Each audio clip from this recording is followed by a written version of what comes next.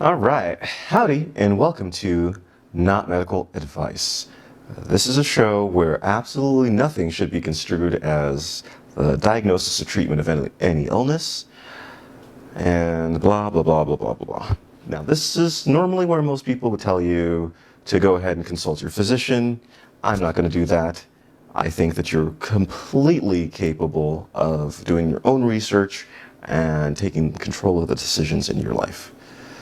Oh, let me stop and take a second because this right here, looking into the dead eye, singular, of a camera, is a really difficult thing to do. I'm not exactly sure how other people do it.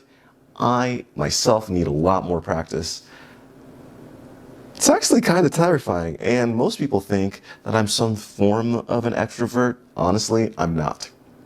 I'm a software developer, and I think I'm an introvert, and thus I became a software developer, but I'm a little bit more aware of myself socially, at least aware enough that I can tell when I'm not being an extrovert and that I should start looking at more cues from people and what have you.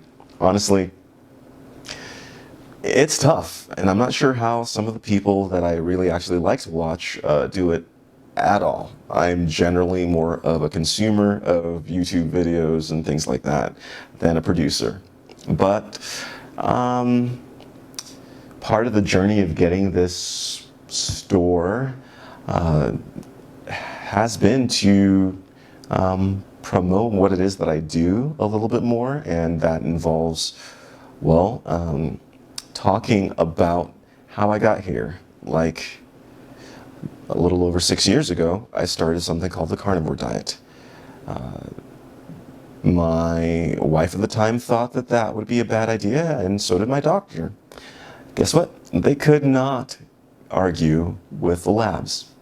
My blood sugar and blood pressure just kept on going down and down and down at what was at first incomprehensibly, well, it turns out that neither of them knew what actually causes hypertension.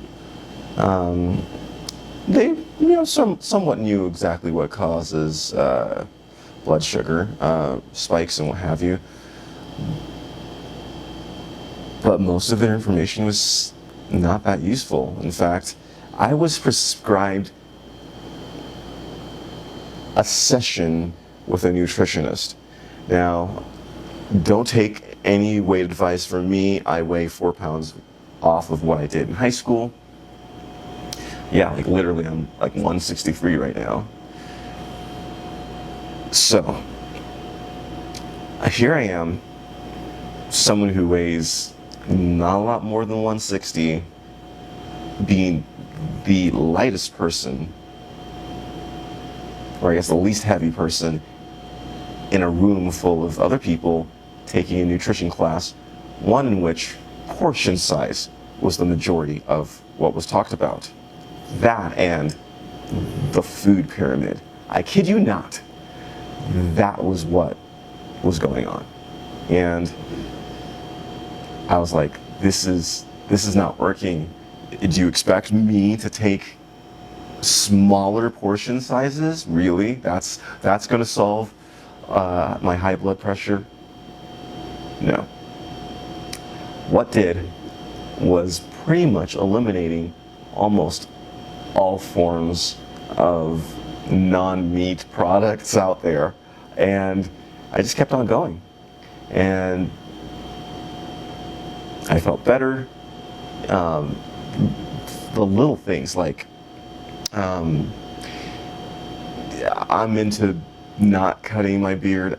I initially started that because in high school, if I even just touched my neck with a razor, all the hairs would just curl in to my skin, and I'd have essentially what is called pseudofolliculitis barbae, or beard rash or whatever. It's common with black guys, but what most black guys don't know is that it's actually exacerbated by being in a pre-diabetic or diabetic state.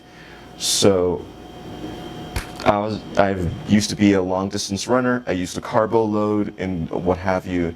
And if any hair rolled back into my skin, I'd get these humongous bumps. I mean, almost like the size of like the last digit on my pinky. They would be supremely uncomfortable. And just by going to the carnivore diet, it seemed as though while the hairs would continue to roll into my skin, I have really curly hair, except for right here. Um, it would it wouldn't grow larger. It wouldn't exacerbate. It wouldn't just blow up into this humongous bump. And so, yeah, I probably actually have a few tiny little spots here or there where the hair grows back into my skin, but it doesn't bother me now, and my skin reacts in a completely different way than it used to. And I mostly attribute that to the carnivore diet. Of course, this is not medical advice. This is mostly my opinion. It is well researched, but like I said, it's not health advice. I advocate for it, but it's not been reviewed by the FDA. If you care about that sort of thing, because I mean, guess what? The FDA isn't really reviewing a lot of things they should be these days. So, whatever. Anyway,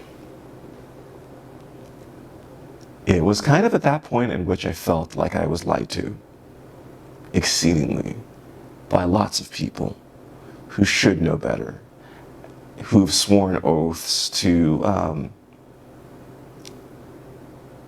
first do no harm. And that's why I started going down deeper and deeper into these rabbit holes. And it turns out that most of them don't know anything about health. And I wouldn't advise you to talk to them if you could help it. So I stopped putting certain things into my body and decided to take it a step further. Let me stop putting things on my body. I live in northern Utah and it's pretty dry and sometimes it gets pretty cold. I used to use Cetaphil, which is mostly a petroleum-based product. Well, I quit doing that and my skin got better. I started making my own lotion bars. I started buying Dr. Squatch soap, which honestly I would recommend if you don't want to go ahead and buy soaps from me or make your own. I took it a little bit farther than that and started making soaps myself. Turns out it's really easy. I'm pretty good at it. I love the chemistry aspect of pretty much making all of my personal care items. I make my own toothpaste, deodorant, sunscreen, beard oil, lotion bars, soap, dish soap, and I've never felt better. So I had to move my servers from Sugar House, from downtown Salt Lake City to the middle of nowhere, Huntsville. And I decided that it was time to focus on something other than software, which is what I mostly do, usually. Anyway, long story short, that's how this store came about. We make, well, like I said, cold processed soaps, lotion bars, deodorants, toothpaste, lip balms, sunscreen, beard oils, and they're generally made with 7 ingredients or less. I think the Alpine Sage soap was made out of 9 ingredients, but that's mostly because it's got clary sage, lavender, and cedarwood in it. That's an interesting blend of scents that is a little bit musky and masculine, but I really like it. And honestly, weirdly enough, a lot of women do too. So anyway, that's what this store is all about. It's part of my journey into controlling my own health. And I think that if you get started along this journey, that good things will come your way as well.